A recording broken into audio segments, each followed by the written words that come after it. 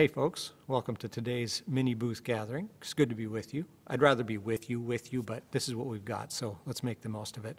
By the way, for those of you familiar with Booth's environment, I'm shooting this in Hetherington Chapel today, and it got a little colder outside last night, and so it got a little colder inside. It's not freezing cold in here, but it's pretty chilly.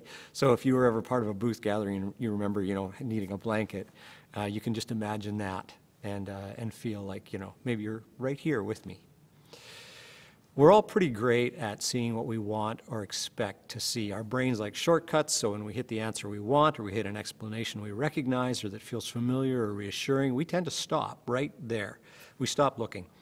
It's one of the skills that has helped us to survive as a species, and it's really powerful. In fact, it's so powerful that if we experience something other than what we thought we were going to experience, we encounter a different answer or something that challenges our expectation or that's distressing rather than comforting, that kind of thing, we get this jolt of energy. We just get like a squirt of all the stuff that keys us up physically, so we're ready to fight or to flee. We're ready to, run from the saber-toothed tiger or duke it out with the angry neighboring tribesperson or something, some concrete, literal, physical threat generally. Now, in the world we live in these days, there's a lot less of those kind of threats, but our bodies still do that when we get something other than what we were expecting, and so we mostly just experience it as stress. Now, sometimes though, even though we find it a bit stressful, even though it might elicit those kind of responses from us, we really need to have a bigger picture of what's going on than the one we might prefer. And that's true pretty much any time we want to challenge things like, let's say, implicit bias, which I'm sure many of you have studied already, or if you haven't, you will. It's also true if we just want to be growing people, if we don't want to just stay in the groove we're in. I mean, if we just stay in the groove we're in, well, we're not going to go anywhere. We're not going to grow as people. We're not going to change, and that makes it harder for us to be change agents in the world as well. And that's what we're here to do, is equip ourselves at Booth to be people who are change agents who make the world a better place. Right? So sometimes we need to challenge those shortcut answers. I don't want to add to our stress. I feel like we've got plenty of stressors in our lives right now, but what if there was a perspective on some of those stressors that could help us sort of turn them into that kind of a burst of energy, that could translate them from, this is going to be the end, to this is an intriguing beginning. And that could do that without requiring us to basically be in denial about the challenge, whatever that challenge is.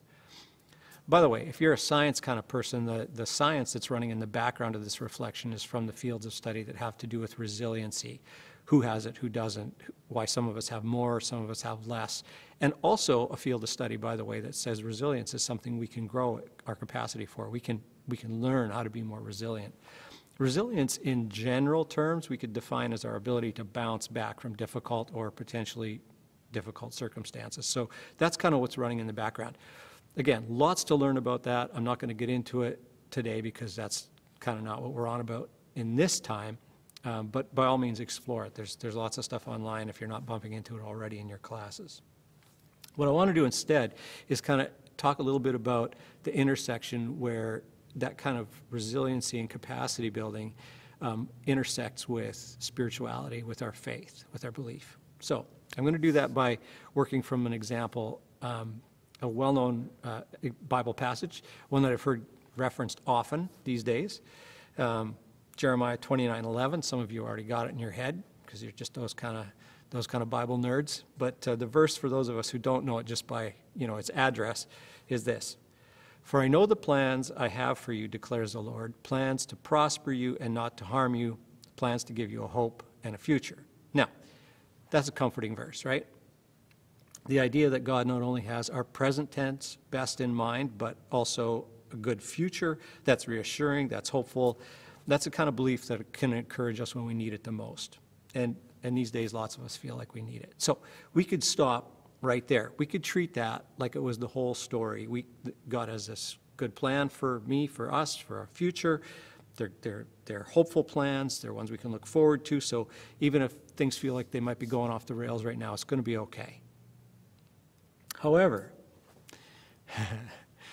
it's important that we not take the shortcut on this one, that we not just sort of stop at the reassurance and the comfort, Because if we do that, we might miss on a really important occasion for building resiliency, both in us as individuals and in the community that we're a part of.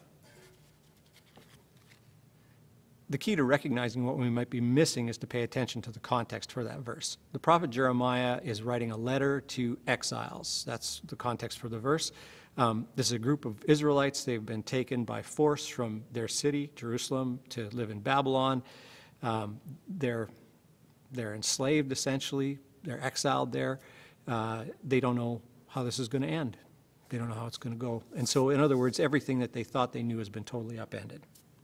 And I don't know about you, but when my life gets pitched sideways, and it doesn't need to be nearly as dramatic as what these folks were experiencing, when my life gets pitched sideways, that's exactly when I want someone to come and tell me or remind me that God's going to fix everything.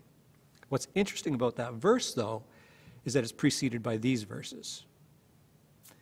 This is what the Lord Almighty, the God of Israel, says to all those I carried into exile from Jerusalem to Babylon. Build houses and settle down. Plant gardens and eat what they produce. Marry and have sons and daughters. Find wives for your sons and give your daughters in marriage so that they too may have sons and daughters. Increase in number there. Do not decrease. Also, seek the peace and prosperity of the city to which I have carried you into exile.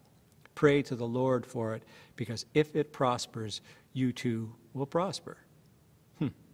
It's like the message that the prophet Jeremiah is sending to the people, and then these people are really struggling.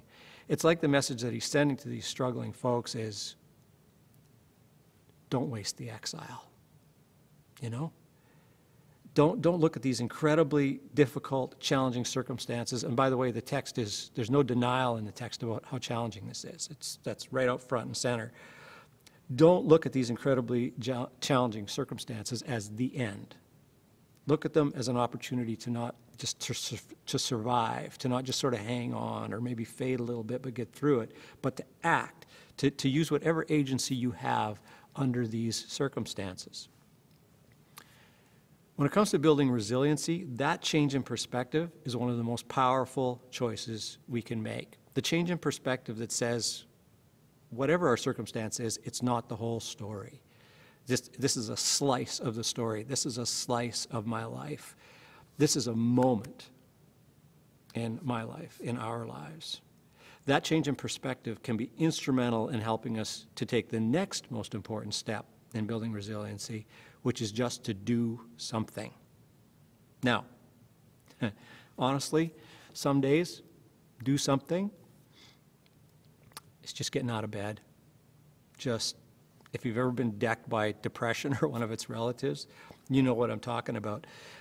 All those things that Jeremiah lists, that build houses, settle down, plant gardens, eat what they produce, get married, have kids, like these are all sort of basic in their context, basic human activities. These are all things that the exiles can do. It's not a list of what they could do under their previous circumstances. Jeremiah goes out of his way to make sure we understand that the most capable people of the nation have been emptied out of Jerusalem and taken to Babylon. That these are the people who were, if we want to use class language for it, these were elite people. These were people who had the most training, the most education, the most capacity.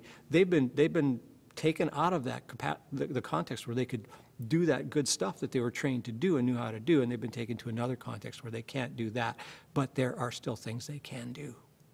And that's really important to understanding this. So artisans, leaders, teachers, you don't get to be artisans, leaders, and teachers over there maybe. The circumstances might constrain you, but there are things you can do, and those are the things that you should do. It's like Jeremiah is saying, you know that better future that I was talking about when I said God says he has a plan for you, it's for a better future? Get out of bed, even if it's really, really hard to do, and put your feet on the floor and go out into the world you find yourself in and do what you can. It might feel like those are simple things. It might feel like those are everyday things, but those are the keys that unlock your ability to get through today and that equip you to recognize and to grow your capacity to participate in and to receive that better future when it comes. So we could say that that's all part of this good plan that God has for us. Plans not only for a good future, but also for an engaged present that builds in good faith toward that future. Does that make sense? I hope so. If we think of it in those terms, maybe this moment in history, right now, the one that we're in, pandemic and all, maybe this moment in history is our exile. And if it is, let's not waste it. Peace, everybody. It's been good to be with you. We'll chat again soon. Bye for now.